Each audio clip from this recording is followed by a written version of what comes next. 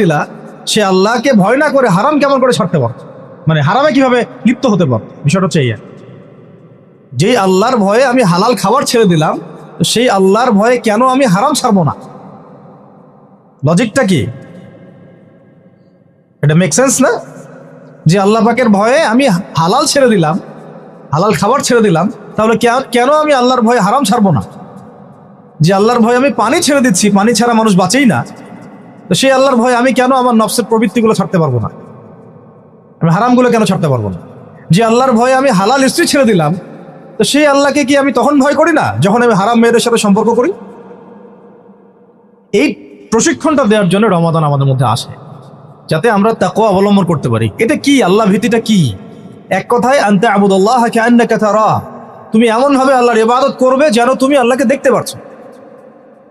আল্লাহকে যদি আমরা দেখতে পারতাম, তাহলে আমরা কি এক ওয়াক্ত নামাজ কাজা করতাম?